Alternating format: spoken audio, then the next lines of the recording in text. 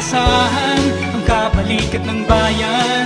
Handog sa miyembro, serbisyong magkabago. Express.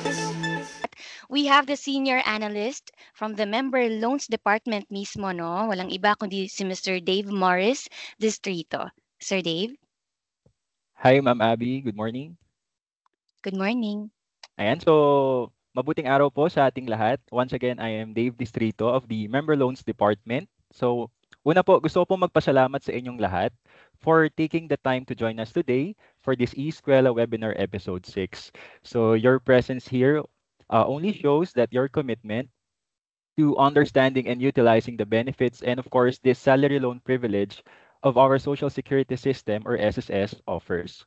So I'm very much excited to share with you the revised salary loan guidelines that were implemented last Monday. So that was June 16, 2025. So these improvements only reflects our dedication to continuously enhancing the salary loan program, and our focus, of course, remains on processing efficiency, increased accessibility, and borrower-friendly policies. So all designed to ensure that our members can effectively meet their immediate short-term financial needs. So today, we'll go over the key highlights of these enhancements. And please, I do encourage you everyone to engage with us throughout this session. So together, I'm sure that we can explore how these changes can positively impact you as a member, as an employer, and as an employee. So maraming salamat po muli at umpisahan na po natin ang ating webinar session po. Alright, so bago po tayo magsimula, gusto ko po muna ibahagi ang ilang bagay tungkol sa ating talakayan. Ano po? So una, alamin natin kung sino-sino ang sakop ng bagong patakarang ito. Kasama natin ang mga miyembro na makakinabang dito, kaya mahalagang malaman natin ang mga detalye. So susunod, pag-uusapan natin ang ilang mahalagang termino. Maaaring pamilyar na po ito sa atin. Ano po? Pero bibigyan diin natin at pansin natin ang mga ito upang maunawaan natin ito ng maayos. At ang much awaited highlights, ang mga bagong rules sa pag-a-apply, pagbabayad, at renewal at iba pa. So dito natin malalaman kung paano tayo mag-benefit sa mga pagbabagong ito. Hindi rin mawawala ang ating walkthrough o ang step-by-step process kung paano natin gagawin ang online application. So napakahalaga nito para sa ating mga miyembro upang maiwasan ng mapagsamantalang individual na maaaring makakuha ng kanilang mahahalagang information. So gusto natin na maging maayos ang proseso para sa lahat. Okay? Next slide, ma'am. Okay, so background muna tayo guys. So ang salary loan ay isang short-term loan program ng SSS na tumutulong sa mga members sa kanilang agarang pangangailangang financial. So at dahil ito ay utang, syempre kailangan natin itong bayaran. Ano po? So base ito sa termino na nakasaad sa ating contract or statement. At hindi po ito benepisyo tulad ng maternity or sickness benefit. Dahil ito ay isa sa pinaka-accessible na pautang, napakahalagang malaman natin ang mga alituntuning ito, sino ang mga pwedeng mag-apply, at paano ito ipoproseso. At ano nga ba ang mga terms ng pagbabayad? So mahalaga rin ang papel ng mga employer, ang ating mga dear employers ngayon na nandito po ngayon sa ating webinar, lalo na pagdating sa certification at payroll deductions para sa kanilang contributions and loan remittances. Okay? So next slide po, ma'am. So ngayon, pag-uusapan na po natin ang coverage. So tulad ng nakaraang salary loan program, ito pong sa page na ito, actually wala naman pong changes dito. Ito ay available para sa lahat. So mga qualified members, una. So ang ating mga employed members, kasama dyan ang mga kasambahay o household workers, basta may employer and employee relationships. So ayan, so next will be the self-employed members or tulad ng may mga sariling negosyo. Third are our voluntary members, including the non-working spouses, and of course, our land-based OFW members. So, ibig sabihin, halos lahat ng active members na nabanggit ay may pagkakataong makakuha ng loan. So, basta't nakatugon ito sa mga kinakailangang requirements. So dapat lang po nating tandaan dito na updated ang contribution at loan records sa SSS. Okay? Alright, so bago po tayo tumungo sa mas detalyadong guidelines, mas okay na malaman muna po natin ang mga terminong napakadalas lumalabas sa ating salary loan applications po. So una dyan, yung loan term. So it is the specified period within a loan that must be repaid. So ito ay tumutukoy sa haba ng panahon kung kailan kailangan bayaran ng ating mga utang. So para sa SSS Salary Loan Program, ito ay karaniwang 24 months or 2 years. So pangalawa dyan is the past due account. So that is the loan account that has arrears or unpaid amount after the loan term. So ibig sabihin po nito ay mayroon tayo or mayroon ng isang account na hindi nabayaran na amortizations within the due date. Kung kaya't nagkaroon ito ng past due balance o di kaya ay may natitira pa itong balanse kahit tapos na ang buong loan term. So next and the last is yung pinaka-importante is the updated. Okay? So bibigyan din natin yung salitang updated na yan ng ating mga employer contributions and remittances. So ibig sabihin po nito na dapat ay bayad at updated si employer sa kanilang obligation sa SSS. So we have to to emphasize the legal obligations of our employers, no po. So dahil kahit gusto nilang mag-loan kung hindi nakapagbayad on time at nahulugan ng kanilang mga kontribusyon ay hindi ito magiging kwalipikado sa SSS salary loan. Yan. So next po tayo. Yan, for the salary loan terms and conditions. So, again, bigyan ko lang din po ng emphasis na sa isang salary loan application, which we now do online, hindi na po ito basta click lang po tayo ng click. But of course, we have to understand the flow and the conditions or termino po na ating ina-applyan. So, mahalagang maunawaan natin ang mga tuntuning ito at kondisyon ng salary loan dahil ang mga alituntuning ito ay direktang nakakaapekto sa kakayahan ng ating mga miyembro na makakuha ng suporta sa financial needs nila. So sa pamamagitan ng pagtalakay natin sa mga tuntuning ito, masisiguro natin na lahat ay may kaalaman tungkol sa kanila mga karapatan at syempre ang responsibilidad pati na rin sa mga pribilehiyo na magagamit nila. So ang malinaw na pag-unawa sa alituntuning ito ng salary loan ay tumutukoy sa mga members na nakagawa ng tamang decision. Okay? So hinggil ito sa kanilang pangangailangang pinansyal. So pinapayagan din ito silang mas maayos na manavigate ang proseso ng application. So now, we'll discuss yung mga pangunahing aspects ng mga alintuntuning ito upang bigyan kayo ng kaalaman na kailangan upang lubos na mapakinabangan ang privilege po na ito. So, okay, so for the eligibility requirements, so to qualify for the SSS Salary Loan Program, the following conditions must be satisfied.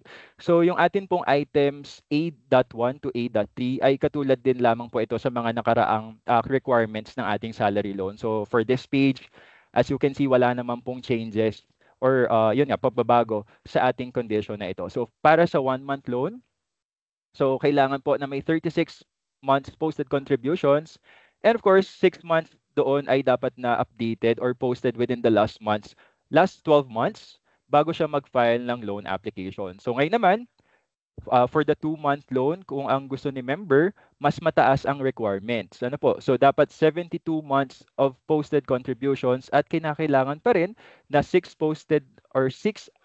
ang posted doon na contribution sa huling 12 buwan bago ang loan filing. And para naman sa ating mga self-employed, voluntary and non-working spouses or land-based OFWs, kailangan meron lang silang at least 6 na posted contributions under ng kanilang or kasalukuyan or current membership type bago sila mag-apply. Okay, next po.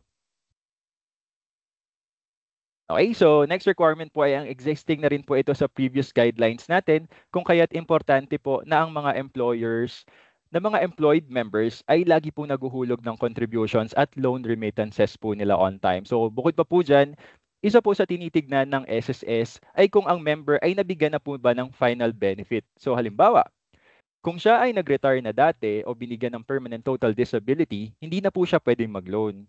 So, pero may exemption po tayo for that. So kung na-cancel na po yung final benefit dahil nag-resume po siya ng employment or nag-resume siya ng business, or gumaling siya sa kanyang total disability, pwede na po siya ulit mag-file ng salary loan application. Ayan. Okay, bukod sa hulog ng at employer status po, may iba tayong personal qualifications din na tinitignan bago payagang mag-loan ng isang member. So una dyan is dapat ang member ay nasa legal age na. So 18 years old pataas lamang po. Kasi under the Civil Code of the Philippines, under Article 1327, states that minors under 18 years old cannot give valid consent in a certain contract. So, at hindi lalagpas ng 65 years old sa mismong araw ng loan application. So, pangalawa, dapat wala siyang past due salary loan. So, ito yung isa sa mga highlights na bibigyan diin natin or bibigyan pansin natin.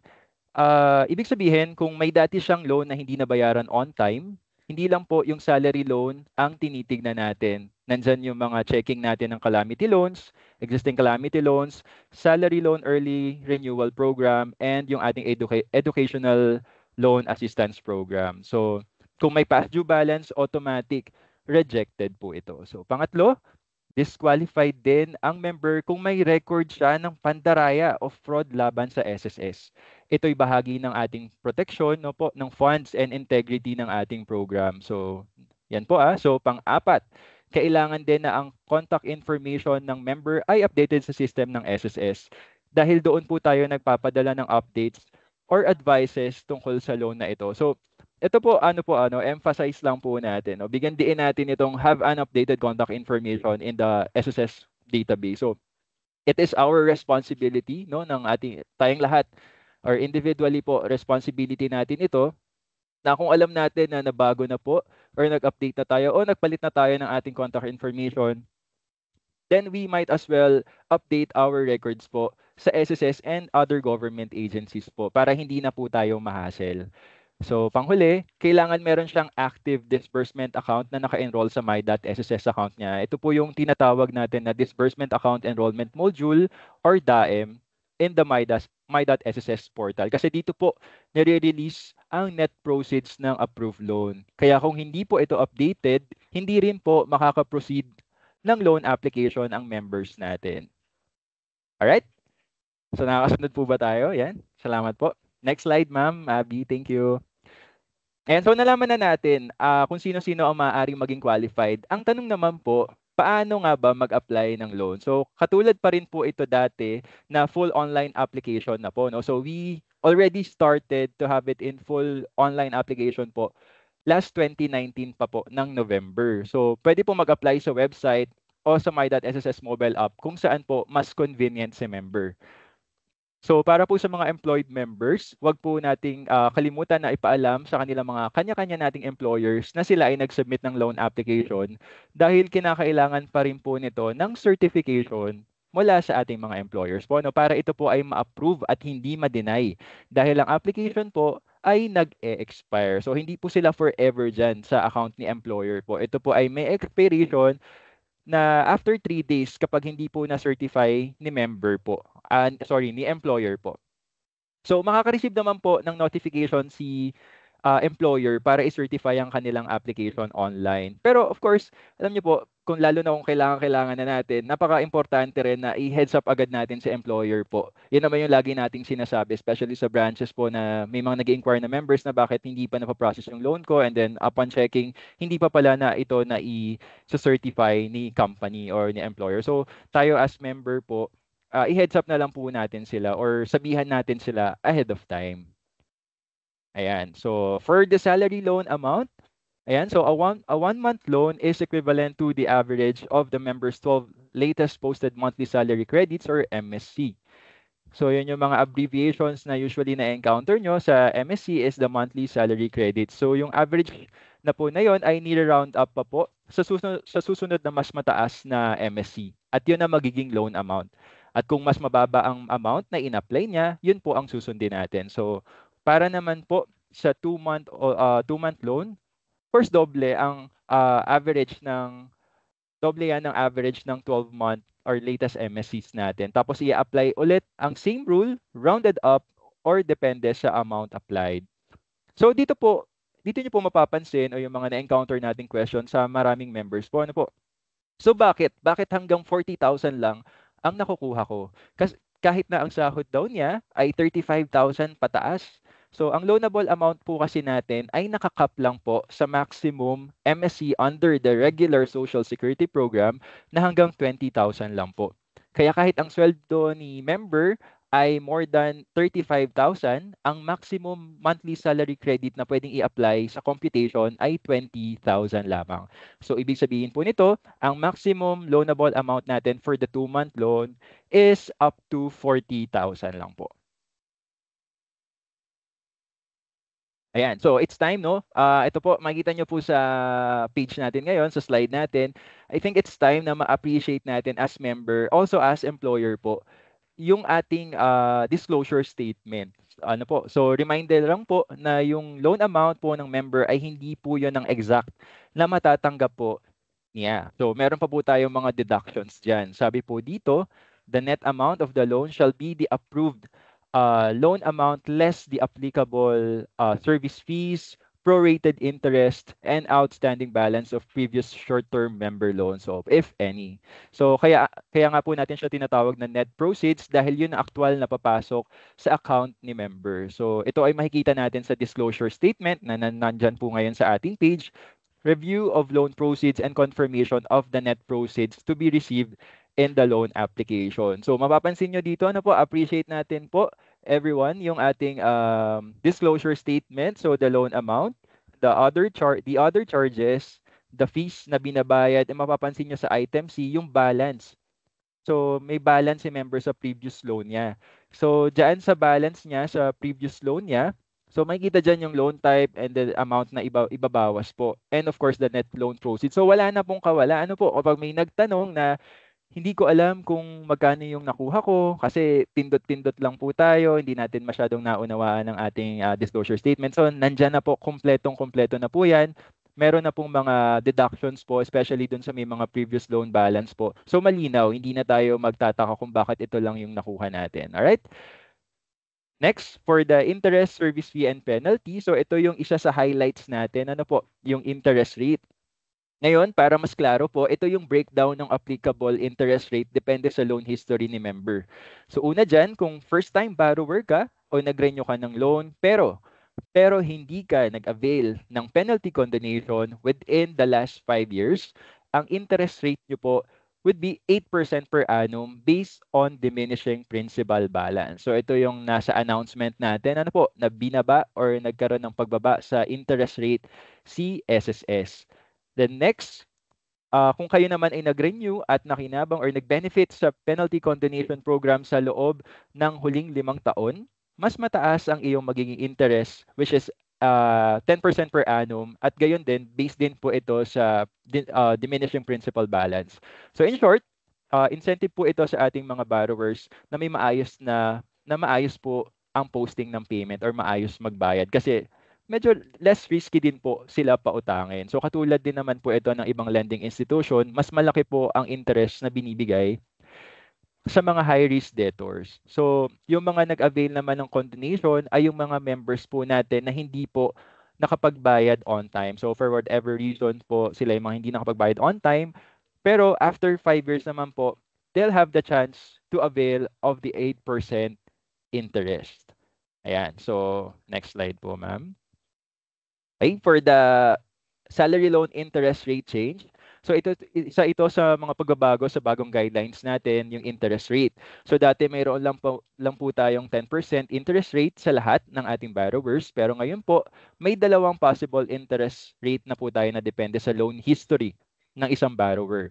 So sa naaprobahang interest rate po ng ating bagong guidelines, ito ay maaari pang magbago lalo na kung ang pagbabago or kung may pagbabago sa market conditions o ang ating ekonomiya. So kung sakali man po na mag-adjust ang interest rate, ito naman ay ipapahayag ni SSS sa pamamagitan ng ating official channels gaya na lamang po ng official Facebook page or email notifications. At ang adjustments na ito ay hindi po retroactive po ha. So linawin po natin ito. Ito po ay hindi retroactive po. Ibig sabihin po, hindi nito maapektuhan ang mga dati ng may current loan. So applicable lang po ito sa mga bagong loans or renewal na gagawin pagkatapos ng date of adjustment. Ayan. So next po tayo. So for the interest, service fee and penalty pa din po, ito po yung tinatawag na prorated interest ang madalas din na tinatanong actually ng ating mga members. Ang ibig sabihin po nito, Okay? So kahit hindi ka pa po nagsisimulang magbayad ng monthly amortization, may interest na agad na kinukwenta at ibinabawas upfront.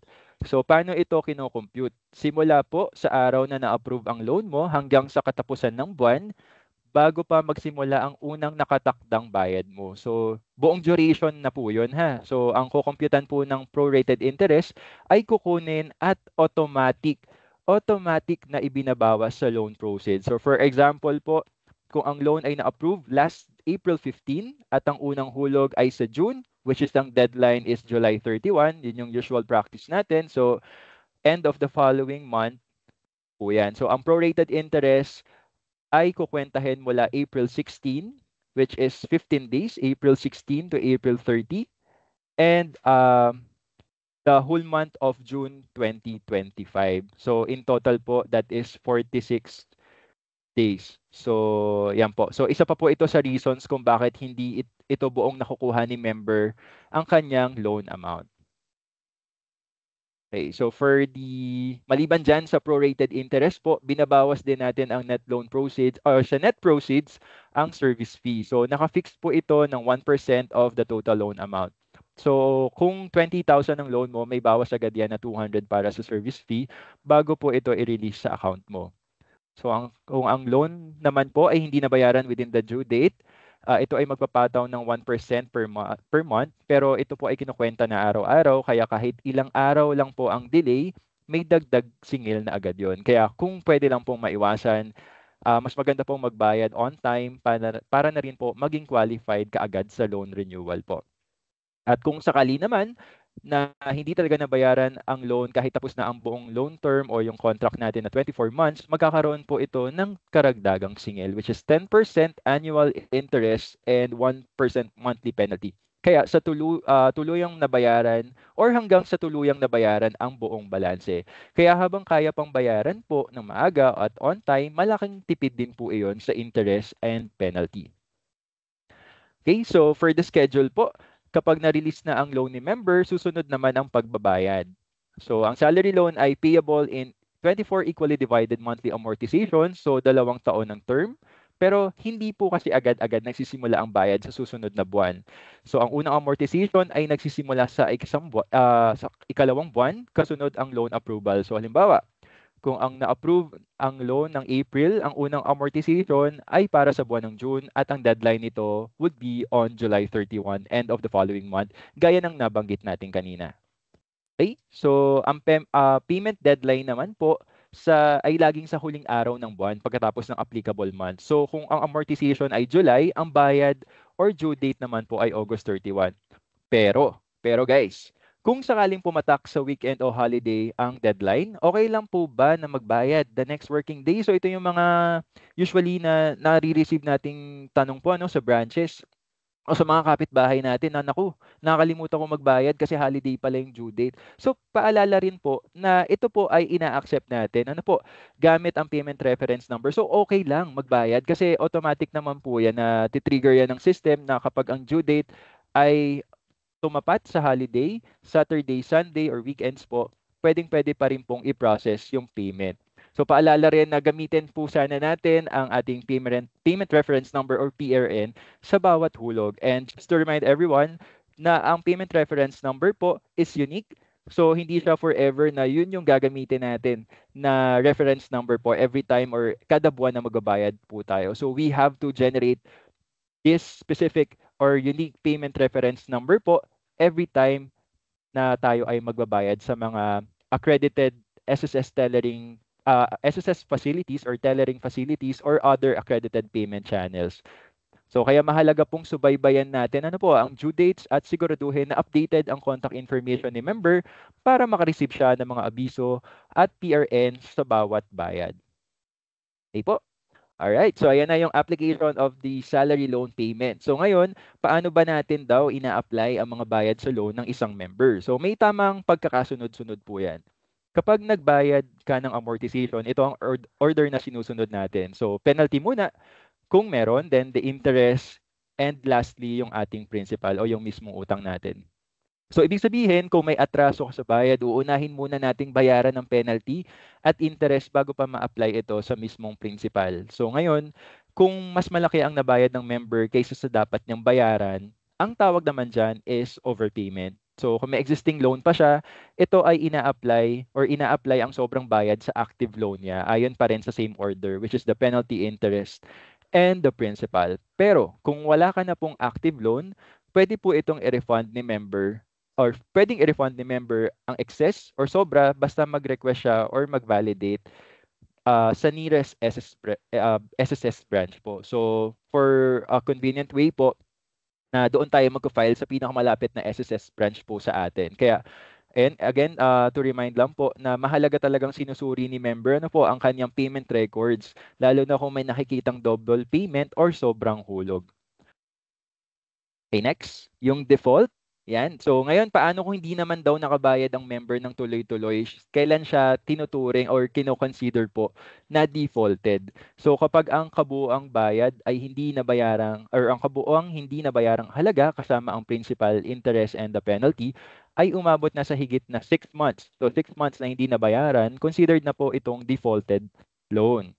So isa pong scenario kung matapos ang 24-month contract or 24-month loan term at may natira pa pong unpaid balance, automatic na rin pong defaulted iyon.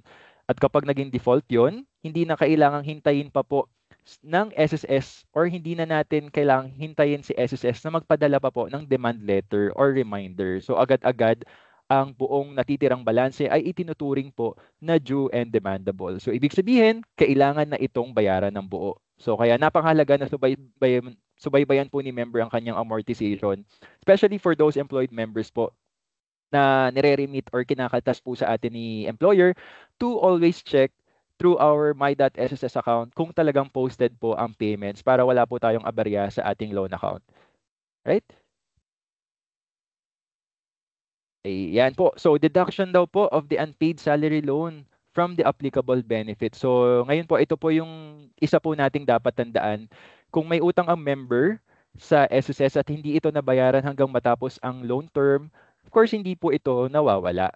Ang SSS ay may authority na bawasin ang natitirang balanse mula sa mga benepisyong dapat sana ay matatanggap ni member o ng kanyang mga beneficiaryo po or beneficiary. So, for example, kung ang member ay nag-file ng retirement or nagkaroon ng total disability or kung sakaling siya ay pumanaw na at nag-claim ng death benefit ng kanyang pamilya, automatic pong ibabawas muna ng SSS ang unpaid loan balances kasamang interest at penalty mula sa benepisyong iyon. So again, highlight natin on filing of the final benefit claim applications po. Kaya hangga't maaga pa, mas mabuting bayaran na ang loan or habang may kapasidad pa po tayo kaysa ma-deduct ito sa benepisyo mo, especially sa retirement benefit po sa future. Lalo na kung ito ang ating pangangailangan or panggagalingan ng support sa ating retirement para sa iyo at para sa pamilya mo. Okay, so kapag ba na-approve na ang loan ng isang member, saan at papaano daw ito matatanggap? Okay, so ayan yung order ng ating release ng proceeds. So through the Active Unified Multipurpose Identification or UMID or with automated teller machine po or ATM card na po yan. So the next will be the Active Single Savings Account in any PESONet accredited or PESONet participating banks in the name of the member. Said banks must be enrolled in the DAEM of the members my.sss account. Okay? So kung hindi po updated ang DAEM or disbursement account po ni member, wala kang valid disbursement account, hindi po mapaprocess ang iyong loan even po ito ay approved na. So kaya reminder lang po sa lahat na bago po sana tayo mag-loan, siguraduhin pong maayos. Pero bukod sa maayos, dapat alam nating tama yung mga detalye po na inilalagay po natin. Kasi tayo naman po personally makakapag-check nito kung may nag-grumble ba sa account number or doon po sa encoding natin. Then if ever nagpa-assist tayo sa branches po, let's call their attention po ASAP na po nasa loob tayo ng branch para maiayos na po ito. And also para iwas delay na rin po ito sa pag-release ng loan proceeds. Okay, next, ito yung inaabangan na may mga existing loan na. Ano po? So, this salary loan renewal terms and conditions. So, marami na pong nagtatanong kung kailan sila pwedeng mag-renew ng salary loan. At ito po ang mga kailangang tandaan. So, pwede pong mag-renew ng loan kapag una, lumipas na ang 6 na buwan mula sa approval ng date or approval date ng existing loan. The next would be, hindi po ito past due. And last, ito yung huling chine-check natin na ang huling 3 monthly amortizations ay bayad on time bago ka mag-renew. Kapag qualified ka sa renewal, ibabawas of course yung remaining balance ng existing loan sa bagong loan mo. Tapos yung matitirang halaga naman ang ma-release. No, we just have to take note guys na doon po sa checking natin ng existing balance, if a member has 2 existing or active loans po, we'll check, let's say for example po, no, si member merong salary and active calamity loan, so both accounts po are being checked if it's updated. Okay? Pero ito po yung tatandaan nyo, and of course alam ko maraming nagulat mo lang na implement ito at natuwa na hindi na guys, binabawas ang calamity loan sa ating salary loan renewal. But we have to be aware again na dalawa pa rin ang ating existing loans po. So ayan na, please take note of that. Okay, so ito yung illustration. So sa sample po na ito for the no past due balance po, makita po natin na walang amount or balance ang position ng past due. Ito po yan sa no past due balance po. Ito po ang tinitignan natin kung ang isang account ay may past due amount. So sa isang sample naman po with past due balance, makikita po natin na mayroong laman ang past due portion. So makikita po dito na mayroong past due principal. Kahit po na walang laman ang past due interest and the penalty, of course, tinitreat pa rin natin na past due po ito. Okay? So next. So if daw po si member ay nag-apply ngayong June 2025, i-check ng system ang payments niya for February, March, and April. Okay, so bakit February, March, April? 'Di ba? Kasi February, ang deadline niya is March 31.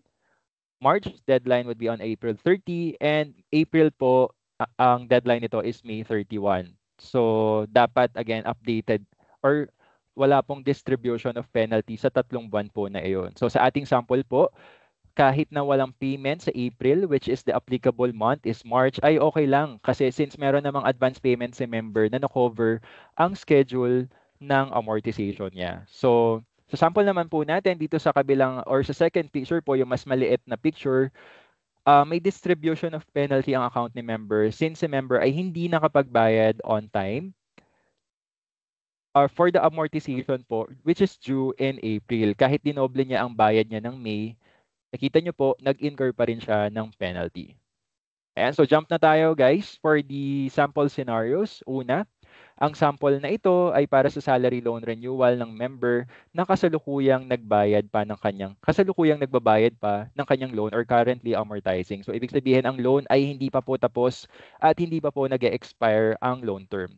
So balikan po natin ano po yung basic requirements ayon sa guideline. So maaaring makapag-renew si member kapag una, ito po yung basic, yung pinaka-basic na we always check ko po kapag nagre-renew po tayo ng loan, is kung lumagpas na ba ang 6 na buwan mula nang siya ay nag-file ng loan. So, for this example po, ayan, makikita nyo po, walang past due balance ang kanyang short-term loans at ang huling 3 amortizations po bago ang renewal ay nabayaran on or before its corresponding due date. So, sa sample na to, si Juan de la Cruz daw po, meron ba tayong Juan de la Cruz po dito sa viewers natin, ay nag-loan daw noong January 15, 2025. Plano niyang mag-renew ng loan sa July 16. Okay, so bibilangin natin, nag-loan siya ng January 15. So count tayo ng 6 months. So February, March, April, May, June, July. Ika 6 months. So July 16 po ang kanyang official renewal date. And si member, as you can see sa status natin, the loan application, will be filed or has been filed July 16, 2025. So, ibig sabihin po nito, pasado si Juan sa unang requirement dahil papatak sa ika-6 na buwan o pagkatapos ng 6 na buwan ng July 15 or ng January 15 ang application niya, which is July 16. So, dagdag pa rito dahil ang kanyang account ay walang past due balance at nabayaran niya ang kanyang huling 3 amortization bago ang application date at lahat ay on time. So check na check yan guys dahil dito si Juan ay qualified for renewal this July 16, 2025. Alright? Okay, for the rejection naman po, the next scenario po, para naman sa sample na ito, ayan, si Juan de la Cruz, ang daming loan ni Juan de la Cruz, ay balak mag-apply ng loan po or mag-renew ng loan this July 15, 2025 kung saan ang kanyang original loan date ay January 15, 2025. So sa unang requirement ay palamang po ay hindi na siya pasado kasi 'di ba kung bibilangin natin January, February, unang month is February, March, April, May, June, July, July 16 dapat. Eh ang application niya or renewal application niya is made July 15. So medyo na-excite lang ng konti si member kasi dapat kinabukasan pa siya pagpa-file. So for that case, hindi na po agad qualified si member. So base rin sa kanyang statement of account or SOA, may nakasaad or meron ding nakalagay dyan na past due balance. Kapag si member ay may past due, gaya ng mga nabanggit natin ito kanina, ito ay automatikong disqualified sa loan renewal ayon sa umiiral na guidelines. So kung susuriin po pa ang kanyang mga naging bayad sa huling 3 buwan bago ang July 15, makikita na hindi siya nakabayad on time para sa buwan ng April. Ito ay naging sanhi ng pagkakaroon niya ng past due. So sa senaryo po na ito, kung balak ni Juan na mag-renew ng loan, ang pinakamaagang petsa na maaari siyang mag-apply would be on September 1, 2025. Basta't siguraduhin niya na on time ang kanyang pagbabayad sa buwan ng July at August po. So makikita rin sa record na ang hindi nabayarang amortization para sa April ay sabay na binayaran noong May. Subalit, hindi ito tinuturing na updated payment para sa Mayo dahil ang halagang ibinayad ay ginamit lamang upang takpan ang April payment kasama ang penalty. Okay po. Okay, so for the salary loan renewal, kung ang member daw po, yan, so for item 2, kung ang member daw po ay fully paid na ang loan, pwede na siyang mag-renew agad-agad basta't on time ang bayad ng last 3 amortizations niya. So meaning walang delay kahit isa. Kapag pasok ka sa kondisyon na ito, hindi ka na kailangang maghintay pa ng ating renewal date. So, paano kung may isang late payment naman daw sa last 3 months bago mag-renew? Halimbawa, nag-full payment si member ng July 2025 at na-delay ang ilang araw ng pagbabayad noong May 2025. Kahit isang late payment lang po, di ba po, 3 months lagi ang chine-check natin, hindi ka agad pwedeng mag-renew. Kailangan maghintay ka ng 3 buwan mula sa petsa ng full payment para maging eligible ka for renewal starting October 26, 2025. Okay, so item 3.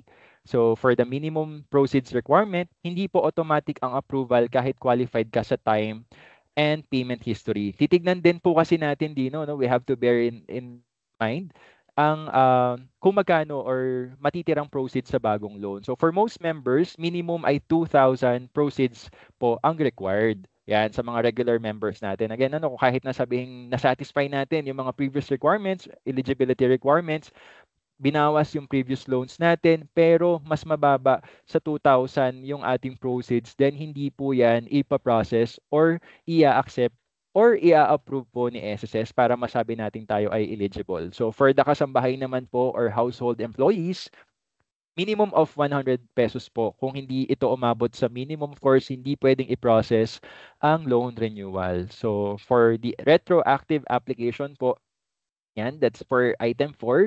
So, lahat ng renewal rules na ito ay hindi lang po para sa bagong loan. Applicable rin ito sa mga naunang loans bago pa po lumabas itong Circular 2025-004.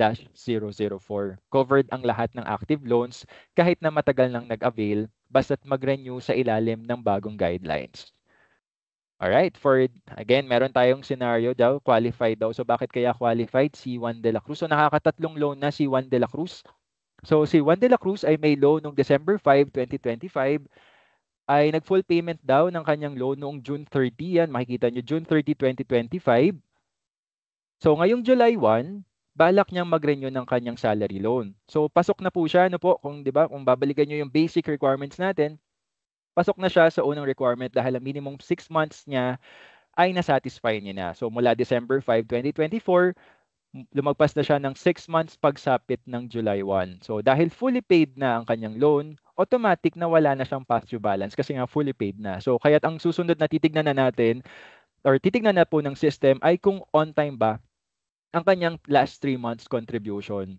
Okay, so dahil ang kanyang full payment date ay ginawa noong June 30, 2025, pasok siya sa after 6 months na loan renewal po. Susuriin naman ng system ang kanyang March, April, and May amortizations ay nabayaran on or before the due date. So sa kaso ni Juan, nabayaran niya ang mga ito ng maayos at sa tamang schedule. So kaya naman pagkatapos niya mag-full pay last June 30, 2025, maaari na siyang mag-loan kinabukasan agad. So pwedeng-pwede na siyang mag-loan ng July 1, 2025. Okay, for the next scenario naman po, yan. So bakit kaya rejected ang application si Juan de la Cruz? So para naman sa senaryong ito, si Juan de la Cruz daw po ay nag-fully pay ng kanyang loan last June 30, 2025 at balak niyang mag-renew nitong July 1, 2025. So bagamat lumagpas na siya sa minimum, 'di ba po, minimum requirement natin na 6 months period mula noong siya ay nag-loan, hindi pa rin siya kwalipikado sa ating renewal. Ito ay dahil sa patakaran na susuriin ang huling 3 buwan ng pagbabayad, which is March, April, and May, bago ang full payment. So at hindi ito pumasa sa required on-time payments. So mapapansin nyo dyan, March was paid on time, April paid late, so may penalty po yan. And then yung May was paid on time. So hindi niya na-satisfy yung 3 months. So here, yung May 2025 na paid on time, which is actually yung full payment date niya, last June 30, ibilangan natin yan ng 3 months, ano po, for renewal. So June 30, July, August, September 30, so the following day, which is October 1, yun po ang kanyang magiging eligibility date. Okay? So next po, yan po yung ating bibigyan pansin din ng responsibilities ng ating mga mahal na miyembro ng SSS po. So bukod po doon sa mga ipinakita kanina, so unang-una ang employed member ay may 3 pangunahing responsibilidad sa ilalim po ng bagong guidelines. So kailangan kumpirmahin ni member na ang employer po na nagsucertify ng loan niya ay siya talaga ang kanilang kasalukuyang employer. So wala po ito dapat, syempre na false certification. So dapat tugma po ito sa kanilang records. So pangalawa po, kailangan payagan ni member ang employer na automatic na magbawas mula sa sweldo niya para sa buwan ng bayad ng salary loan. So ito po ay para tuloy-tuloy at walang delay ang amortization. So kapag naman nag-resign o natanggal sa trabaho, pinapayagan ng member ang employer na kaltasin ang buong natitirang balance niya mula sa benefits o anumang separation pay. Halimbawa, kung may 3 months ka pang hindi bayad, pwedeng i-deduct ito mula sa iyong final pay. So iba naman po, syempre ang setup natin for the self-employed, voluntary, non-working spouse at land-based OFW. So sila mismo ang responsible sa pagbabayad ng monthly amortizations ng kanilang loan. So kailangan bayaran po ito on or before its corresponding due dates po. Base yan din sa disclosure statements na pinakita bago po siya mag-submit ng kanyang loan application. So walang palya, walang delay. So ang bawat bayad ay dapat gawin sa alinman pong SSS branch na may tellering facility or sa SSS accredited collection partner or collecting partners po gamit ulit ang payment reference number. So next would be ang rule po na ito ay para sa lahat ng members, whether employed, kasambahay, self-employed, voluntary members, non-working spouse, or land-based OFW. So member must check payment history. So ito po is parang reminder lang po sa mga nagpa-file ng loan. So bago ka mag-renew ng loan, ng salary loan, dapat mo pa din i-check or tiyakin na ang bayad mo sa existing loan, lalo na yung mare-restructure, mababawas, ay complete at updated. This includes the principal interest, and any penalties po that may have accrued. So lahat ng posted payments dapat ay nakapasok na sa system. Kapag may nakita kang bayad na hindi pa reflected sa record mo, hindi ka muna dapat dumiretso agad sa loan renewal. So dapat mag-request ka muna ng reconciliation sa kahit na anong SSS branch or foreign offices. At wag agad mag-apply hanggat hindi naayos yung posting. So bakit po, no? So the reason why dinidisclose sa atin yung statement natin o yung breakdown po ng mga deductions natin bago tayo mag-submit or finally yung i-click natin yung submission ng loan is for us to check kung yung doon ba, especially doon sa may mga deductions po ng previous loans nila, kung posted na ba o kompleto na ba yung mga ibinawas din sa kanila especially sa employed members po, no, yung na posted po lahat.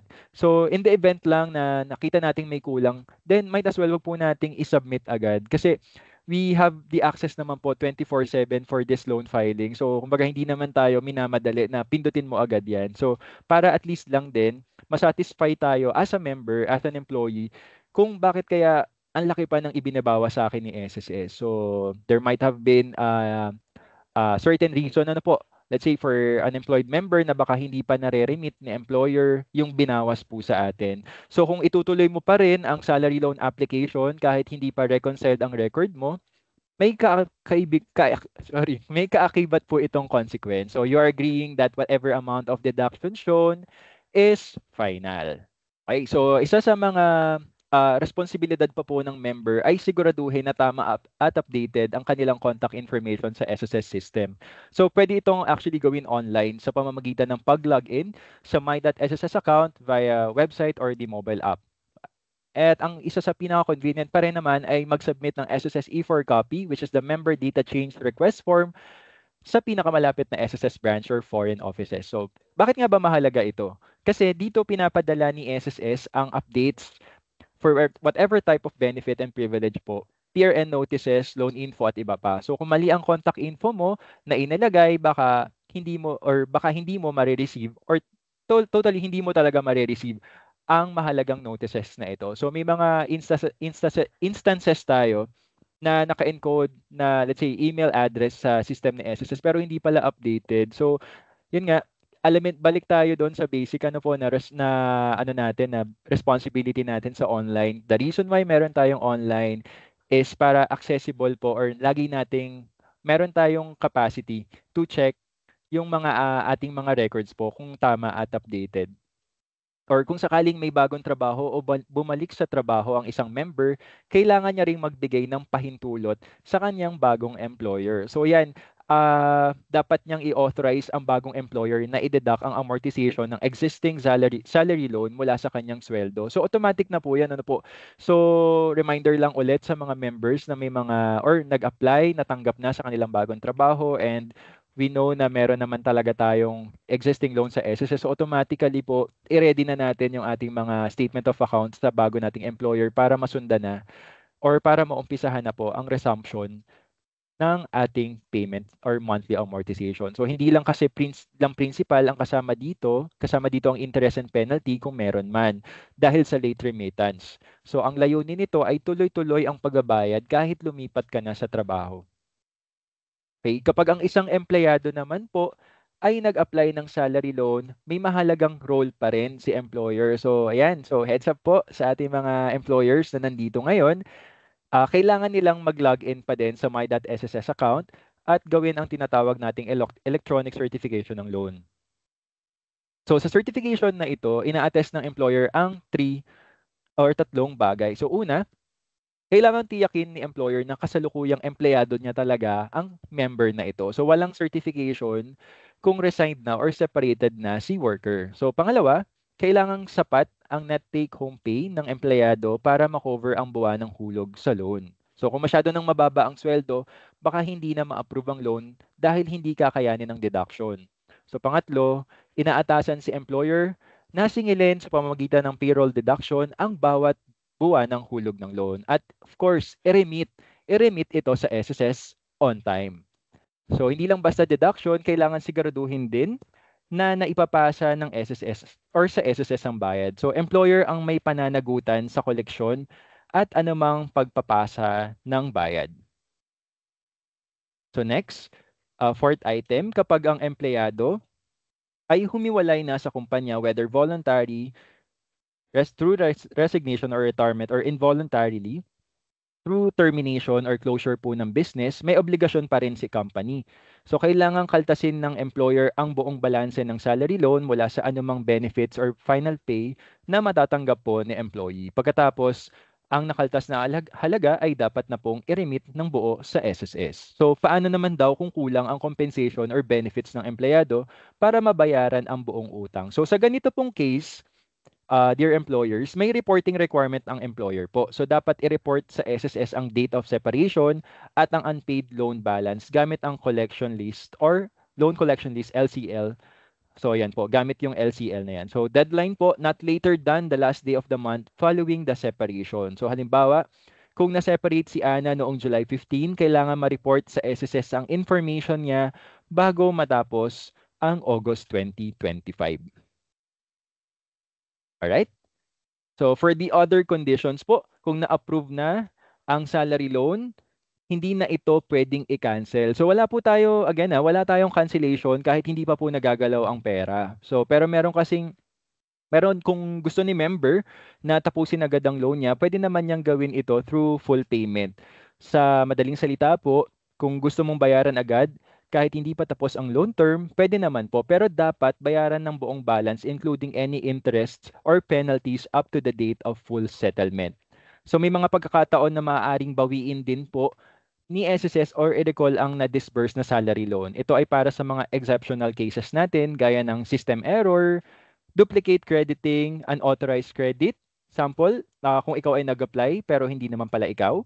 So, other analogous cases po tulad ng bank site glitches or posting issues po. So, ang pagbawi po at pag-recall ay alinsunod po sa protocols ng BSP or ng Bangko Sentral ng Pilipinas at mga payment system operators tulad ng BancNet at PCHC or Philippine Clearinghouse Corporation. So, halimbawa, kung na-credit sa iyo ang dalawang loan pero isa lang ang valid, pwedeng i-reverse ng SSS ang sobra with proper coordination sa ating mga payment channels po. And then for other conditions pa rin, kung sakaling may mali sa release ng loan, ibig sabihin po na credit sa iyo ang halagang hindi mo dapat matanggap, may proseso pa rin ang SSS para bawiin ito. So makakatanggap ka po ng official notice mula sa SSS. Dito nakadetalye kung kailan mo dapat ibalik ang pera, saan ka dapat makipag-ugnayan or the contact details po, at paano ang tamang paraan ng pagbabayad o pag-refund. So hanggat hindi mo po na ibabalik ang tamang na credit na halaga, hindi ka muna pwedeng mag-avail ng kahit anong SSS loan program. So hindi mo pa rin po na ibabalik ang halaga sa loob ng itinakdang panahon, the full amount becomes due and demandable. So sisingin din na po ito na parang regular loan. So may interest and may penalty at hindi mo pa rin po nabayaran kahit due na, kukunin na ito sa mga benefits mo in the future po. Ibig sabihin, kapag nag-apply ka ng sickness, maternity, retirement, disability, or death benefit, automatically ibabawas po ito sa utang mo plus the charges mula roon. Okay? So effectivity clause, the salary loan guideline shall take effect on June 16, which is last Monday, following its publication in a newspaper of general circulation and the registration and filing of 3 copies of the published circular with the Office of the National Administrative Registrar. So, ayan po. So, nakaka 1 week na po tayo for this new guideline. So, ngayon naman po, ay dumako tayo sa mismong process or step by step. Paano nga ba mag-apply ng salary loan? So, again guys, it's about time to appreciate the SSS website through this walkthrough. So, una, pumunta lang po sa SSS website. So, dito po, magla-login si member gamit ang inyong loan account. So, yan, dapat lagi nating tatandaan, hindi natin nararumble-rumble ang ating user ID or username password. And of course, passwords po may validity po yan. So, dapat updated din yung passwords po para hindi po naglalak ang ating mga online accounts. So, kung wala pa po kayong account, kailangan po muna nating mag-register. Next po, pagkatapos po nito, mapoprompt na po sa screen yung data privacy notice. So, kinakailangan basahin muna po ni member para sumang-ayon po sa nakalahad na ating privacy notice po. Just click I agree po to disappear po yung notices or yung notice. So, para naman po sa mismong application po, so kung nakikita yung interface ngayon, yan yung bago nating user interface ngayon ni SSS. Mas pinadili na ngayon ang proseso dahil ito ay kayang-kaya na po or dapat na talaga natin actually gawin online. Sa my.sss account ni member, kailangan lang pong pumunta sa tab na loans at piliin ang salary loan. So simula po ng proseso, hinihikayat po na i-update muna ang contact details dahil dito po ipapadala ang updates ng kanilang application. So papansin nyo po, ilang beses na natin pinapaalala na to always have updated contact information. Para naman doon sa may mga multiple employers po, piliin lamang po ang employer na magsa-certify ng inyong loan. And then mahalaga din po na piliin ang address ng inyong employer para tama ang mapapadalhan ng loan application na isa-certify ni employer. So pagkatapos ay pumili ng loanable amount. Yan, so meron tayong option, may drop down pa rin tayo for the loanable amount. Kung tingin mo masyadong malaki yung makukuha kong loan, pwede nyo naman po itong babaan. So, and the preferred disbursement account. So, ang daming beses na pinapa-review sa atin yung disbursement account natin. So, dapat prior to final submission of loan, alam natin na, oh, yung, let's say, yun yung banko pala o yung BPI account ko, parang medyo hindi ako sure kung ito ba ay updated, then might as well wag nating i-push through yung application natin. And then, of course, kapag okay na, maaari na pong i-click ang next para ituloy ang application. Ayan. So, ito po, ang disclosure statement. Ito yung complete details po dun sa nauna nating presentation ng disclosure statement and terms and condition. So, pinapakita po sa screen na ito na ang disclosure statement ay maaaring i-download at i-print ng member upang siya po ay magkaroon ng kopya ng kasunduan.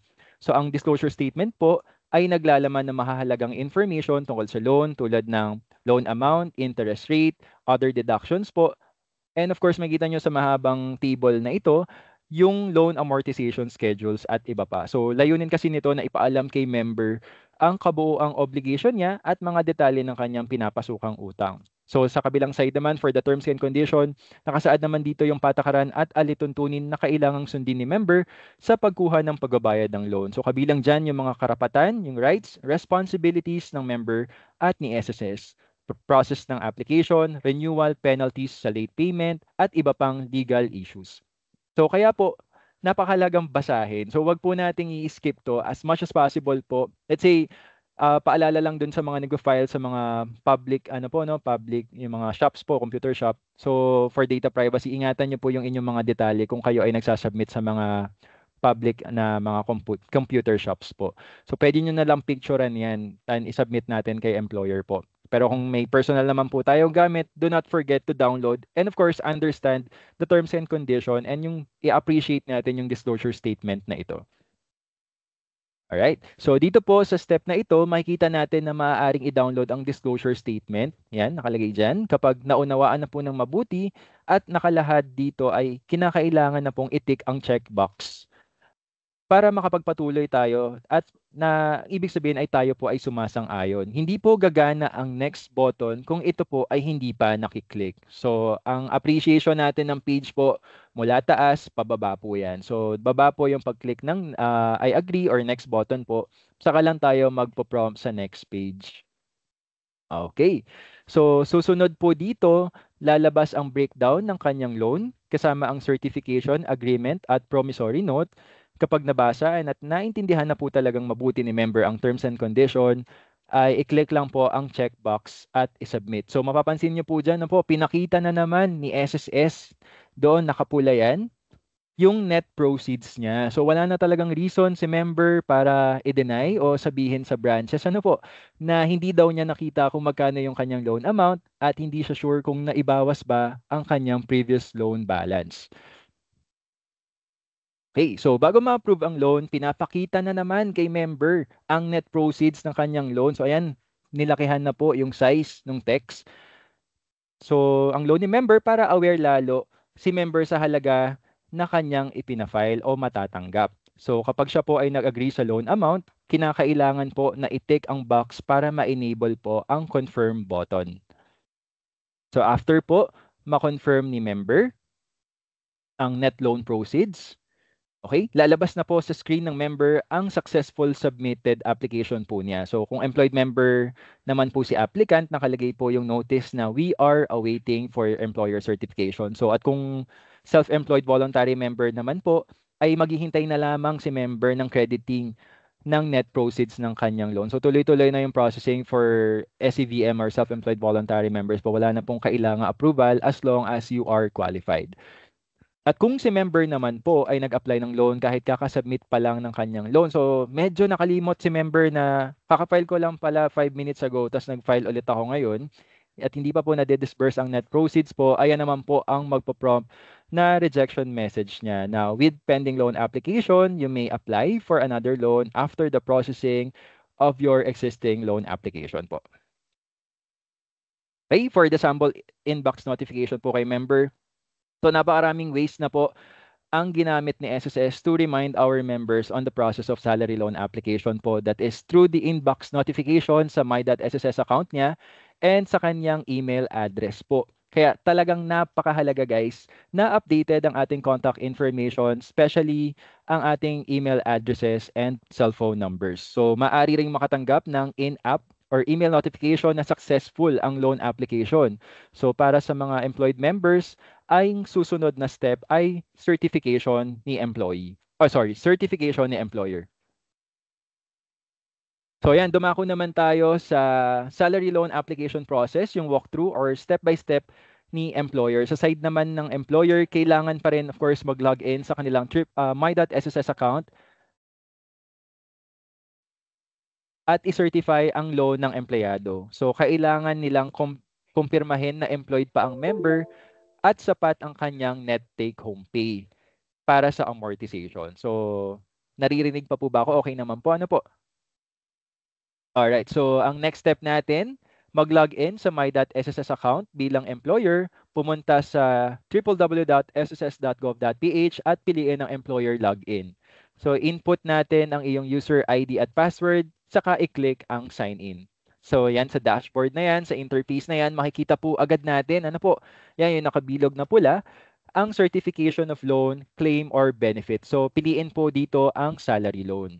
So next would be pagka-click ng salary loan, lalabas ang listahan ng mga aplikasyong kailangang i-certify ni employer. So employer is being given the list of employees na nag-file.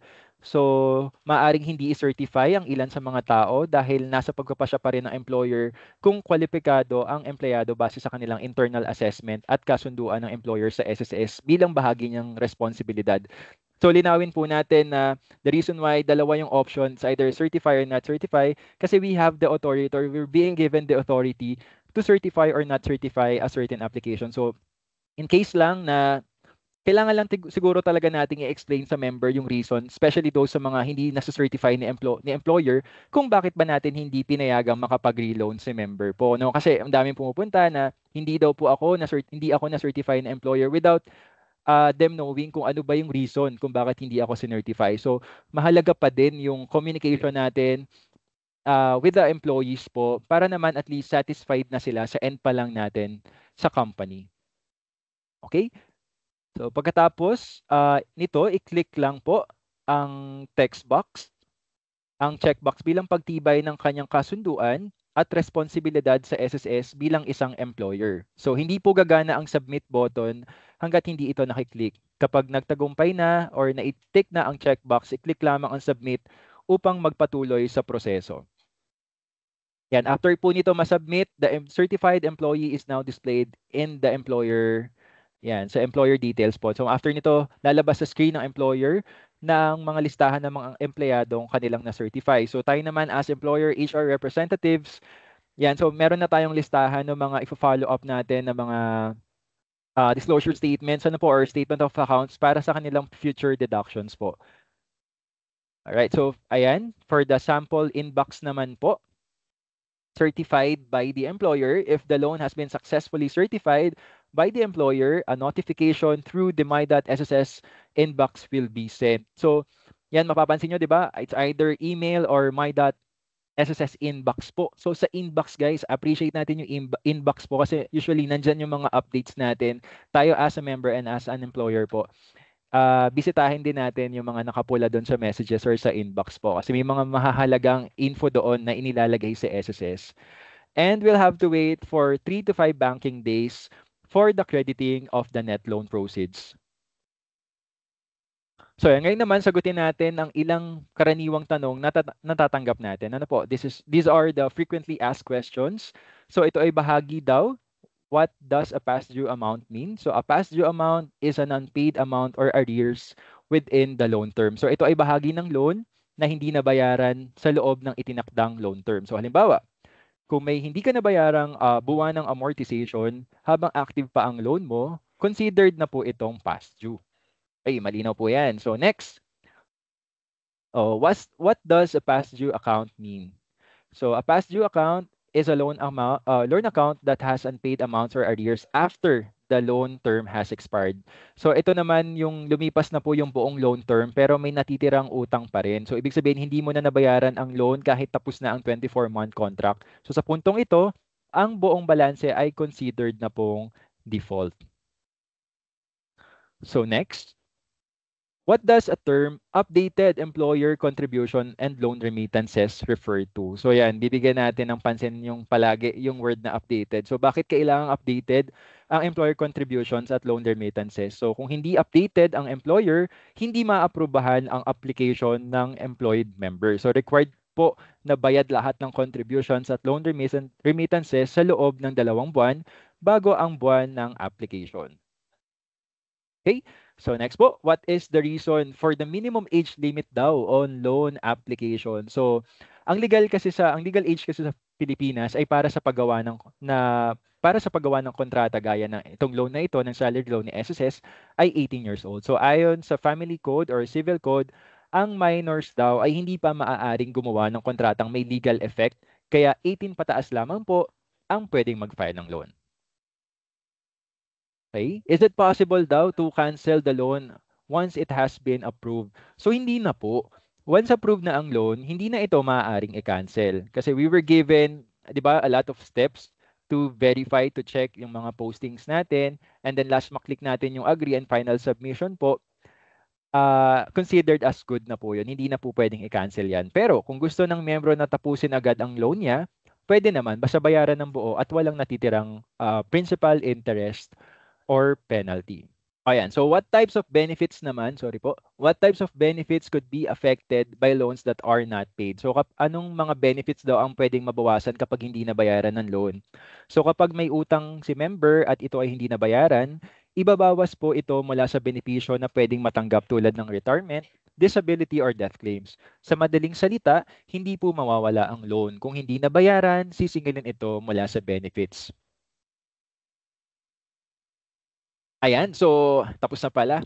So as we conclude this topic, I would like to thank all of you for attending and engaging in our discussion about revised salary loan guidelines. So napakahalaga kasi na malaman natin ang mga pagbabagong ito sa pagpapagaan ng proseso para sa ating members at employers. So again, we truly recognize the value of each one of you, and your participation is vital for SSS. With these new guidelines, we aim to ensure that you receive more meaningful services from SSS. And please do not forget to take advantage of the reduced interest rates to help you meet your financial needs more effectively. And through our collective efforts po, we can achieve a brighter future together. Kasi dahil sa SSS, sigurado ang bukas mo. Ayan, I'll now turn you over to our moderators to guide us through the question and answer. Thank you. Ayan, thank you so much, Sir Dave, for that very detailed presentation regarding sa revised guidelines of salary loans. Diba? Ang daming revision, daming updates, di ba mga ka-eskwela? So for you actually to get a copy of the presentation, wag po nating kalimutan sagutan ang ating evaluation form na sundan nyo po. Tune in po kayo hanggang sa last po ng session po natin ngayon. Kasi doon po namin ifa-flash yung ating evaluation. So make sure po na sagutan po natin yon para makakuha tayo ng copy of the presentation. Shout out ko na rin po sa mga kasamahan natin from the Member Loans Department na sina Miss Myla Cadag, Miss Mary Catherine Dalonos, Miss Hazel Eusebio, Sir Glenn Reitas, and Ma'am Maureen Alcantara. So may advice din po sila sa atin na for queries daw po regarding sa housing loan, 'di ba ang dami tanong regarding sa housing loan dun sa first speaker po natin.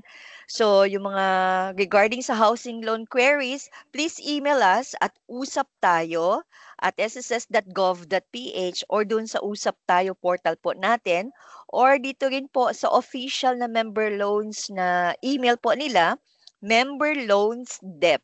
Yung memberloansdept@sss.gov.ph. So bago po tayo dumako sa Q&A, nais lang po namin kayong bigyan ng babala. So kapag kayo po ay nakatanggap ng mga ganitong messages, hindi po tayo dapat maniwala kahit nakalagay po na SSS po. Okay? Scam alert po ito. Wag po natin i-click yung mga link na yan kasi once na na-click na po natin yung link na yan, scammers can actually access now your account. Okay, tandaan po natin, hindi nagbibigay ng link ang SSS sa mga text notifications po natin. ang gagawin lang po talaga natin is to visit the my.sss portal po natin para sa mga anumang mahalagang impormasyon sa inyong account. Maging mapanuri, think before you click. Okay, so thank you so much. Now, Sir Dave, ready na po ba tayo sa ating mga Q&A? Yes, ma'am. Let's Handang-handa do na si this. Sir Dave. Let's do this. Okay, for our first question, yan. Kaka-loan ko lang po last month as a voluntary member. Pwede po bang bayaran ko yung equivalent to 6 months payment para makapag-reloan? Sayang, anonymous, no? Sir Dave? Opo. Yes, ma'am. Ma'am, naririnig naman po ako, ma'am, no? Yeah. Yan. Yes So, po. actually, to answer that question po, pwede naman po magbayad ng 6 months or advance payment. Pero, of course, hindi pa din kasi maaaring makapag-renew ng loan si member. Kasi, di ba, kailangan muna, as we've mentioned, for the number one or basic requirement for renewal is masatisfy natin yung requirement na after 6 months from the loan date. Okay. So, ayan po. Yan. So, after 6 months po from the loan date po natin. So, hopefully clear po yan kay Anonymous. Sa second question po natin, ayan, if natapos ko po yung pagbabayad sa delinquency sa condonation, kailan po ko pwede mag-reloan? After 3 months or 2 years? Kay Rodel Tibre. Okay, so hello Sir Rodel, Tibre. So if ever naman po kung defaulted ang loan account ni member, meaning nag-convert po ito sa R8 o yung mga condonation accounts na hindi nasunod technically yung agreed contract nila, ibig sabihin after 2 years pa po ang loan, ang kanilang renewal. Pero kung nabayaran po ang condonation within the approved term na inyong napili nung time na kayo ay nag-file, maaari na po kayo actually mag-file ng loan after 3 months from the date of its full payment. So ito po actually is naka-base po sa LRP and condonation guidelines. Ayan. So, thank you so much. Number 3 na question po natin. Kay Jojo Sanner, isa po akong voluntary member. Paano po pataasin ang loanable amount? Okay. Hello Sir Jojo Sanner, good morning po sa inyo. So naka-base po kasi ang loanable amount natin of course sa ating contribution. So kung mas mataas again ang inyong hulog, then mas mataas din ang loanable amount na nakakap pa din sa 20K for 1 month equivalent and then 40,000 po for the 2-month loan equivalent. Yan. Thank you. Ayan, thank you so much. Number 4 question po natin. Ayan, kay Nina. Once na natapos na po ang contract ng isang seaman, kailan po ang earliest na maaaring makapag-loan? Sorry, so once matapos po ang contract ng isang seaman, kailan daw po ang earliest na pwede siya makapag-loan? Okay. So hi Ma'am Nina. So if ever po, kung naaprubahan naman ng kanyang employer ito, bago siya mag-disembark or bumaba sa company, o di kaya naman po ay kapag pumasa na siya sa requirement na 6 months na hulog po with the current membership status, which is as a voluntary member po. Kasi di ba ang atin naman pong seafarers ay considered na locally employed, kaya sakop siya ng policy natin for the regular employees. Ayan, thank you po. Ayan, thank you. Next question natin. For employed members who are being deducted of loan amortization monthly and diligently, can they still renew salary loan if the employer has delayed remittance? From Anonymous. All right. So aside actually from the loan payments made by the employer, for the members account po, updated remittances for the contribution shall also be made. So updated means, gaya ng nabanggit natin kanina, na has paid the required contribution and loan remittances due for payment in the last 2 months immediately before the month of loan application. So take note lang po na hindi dahil posted ang isang contribution that means it is updated. So it has to be paid on or before its corresponding due dates po. Yan po yung lagi nating tatandaan na susugod. May meron kasing magpupunta sa atin, na meron namang posted. So bakit nga ba hindi nakapag-loan si member? It's because the employer made a payment for this specific applicable month after its due date. So dapat po talaga laging updated.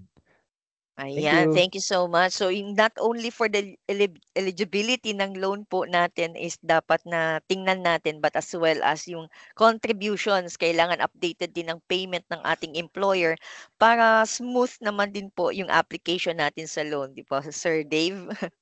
Yes, ma'am. Ayan. Okay, meron pa tayong question. Sige po. Sure po. Next. Kung may existing calamity and salary loan po si member at qualified naman po siya mag-apply sa salary loan, i-deduct pa din po ba ang loan balances sa new salary loan application? From Anonymous again. Alright, so hi Anonymous, good morning sa'yo. So, under the new guidelines po, system only checks members' current or existing loan payments if updated. So, again, if merong two existing loans si member, if it's salary or calamity loan application, both accounts are being checked if the last 3 months of cert or individual accounts are updated. Pero hindi po binabawas ang calamity loan sa renewal ng salary loan ni member. So na-surprise dyan ang ating mga loan members po no last Monday. So natuwa sila na hindi na binawas ang calamity loan. Yan yung isa sa mga good news po natin na talagang buo nilang makukuha yung calamity loan nila pag nag-file na po sila. Or ng salary loan nila pala, sorry. Yung salary loan po nila is buo makukuha nila kahit na meron silang existing na calamity loan. Yes, Right? pero dapat Okay. aware lang din sila ma'am na dalawa pa rin yung kanilang active accounts. Malo-loan, yes. Yes. Hindi madideduct, hindi ma-zero out yung kasi dalawa na magiging records ng loan nila. Yes po. Ayan. Thank you. Next po natin. Maari na po bang mag-file ng loan application si member sa kanyang SSS mobile app? Kay Ma'am Carol po, ang question na to. Oh, hello Ma'am Carol, good morning po sa inyo. So maaari daw pa mag-file for the through using the SSS mobile app. So currently the answer is no kasi under enhancement pa po ang ating mobile app for loan application. So yan, let's just wait for the improvement or enhancement of this mobile app po. So gamitin muna po natin. We just have to make use of the website po sa ating filing. And next question po natin. Marami po talagang katanungan, sir. Okay pa po kayo? Okay pa Ang dami naman, ma'am. natin tanong kasi Humihinga pa talagang naman, ma'am. humihinga pa. Okay. So, may liability po ba si employer if si employee hindi magbayad sa salary loan niya? Kasi si employer po nag-certify sa loan ng employee. May liability po daw ba si employer kapag Alright. hindi daw nagbayad si employee ng kanyang salary loan?